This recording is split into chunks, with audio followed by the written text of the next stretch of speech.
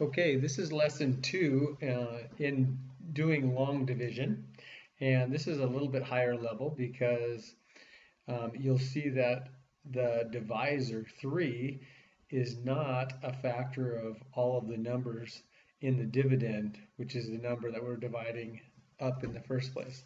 So to calculate our quotient, um, we're going to have to do long division, and then we're going to have some leftovers or some remainders, and we'll talk about that as I go along.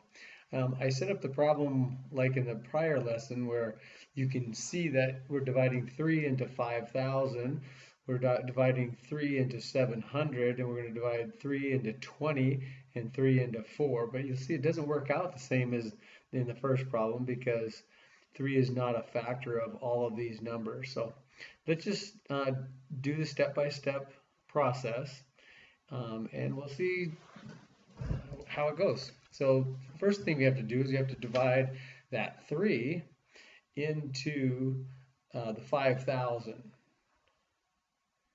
Make sure my pen's on the right one.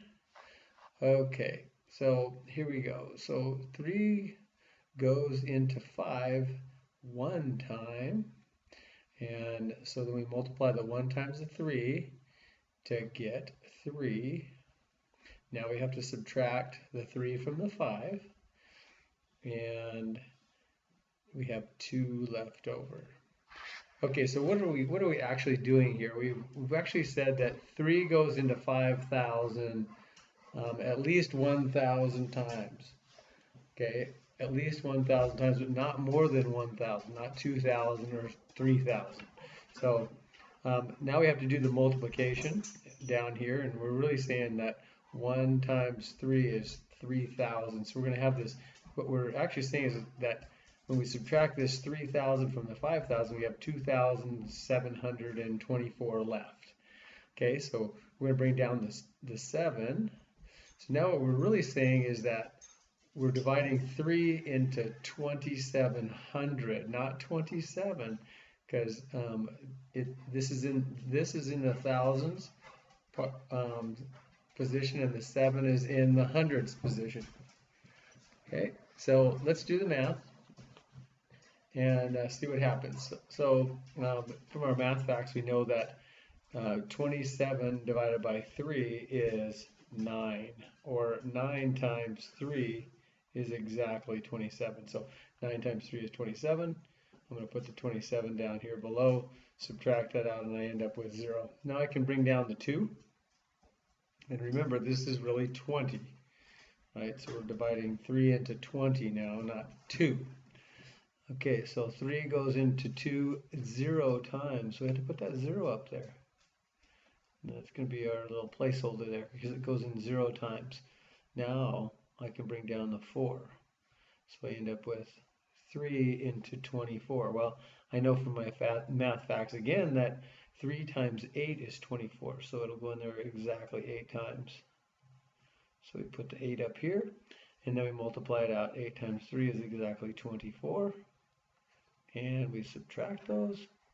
We end up with 0. So we have 0 remainder. So our final answer is going to be 1,908 exactly. And that's exactly how we do this.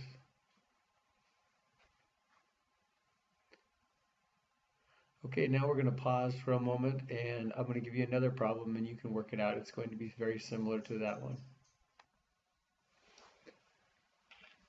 Okay, 5, 4, 3, 2, 1.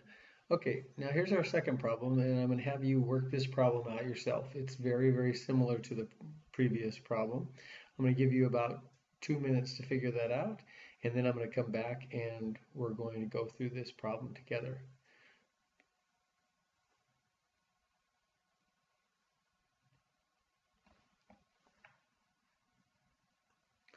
Okay, 5, 4, 3, 2, 1, and we're back again. We're going to start working out this problem, see how you did. How many people think they have it right? Raise your hands. Well, excellent. That's fantastic. I think that you guys are getting this. So let's start this. So what we're saying here in this problem is that we're going to divide 4, this divisor 4, into the dividend 7,480 to come up with our quotient. And so we're really saying over here on the right hand side that 4 is going to go into 7,000, and then the 4 is going to have to go into 400, and then the 4 is going to have to go into 80, and then the 4 will actually go into 0 at the bottom because we didn't have a number in that last space. So let's go through this problem. Let's look at the 4 into the 7,000. So 4 goes into 7 2 times. No, it only goes in there 1 time because 2 times 4 would be 8, correct? Okay, good. So 1 times 4 is 4. Put the 4 down there and let's subtract it out. 4 from 7 is 3. Okay, now let's bring down the 4. Okay, and now we're really talking about 4 into 3,400 now, not just 34. So 4 into 34. Well, I know that 4 times 8 is 32, so I'm going to think 4 into 8. I'm going to put the 8 up here. So 8 times 4 is 32. And let's subtract that out. We get 2 here. Now I'm going to bring down the 8.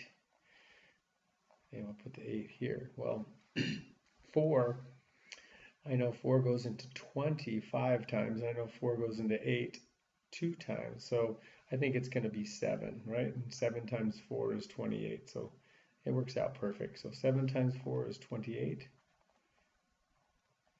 Okay, and we subtract that out. We get 0.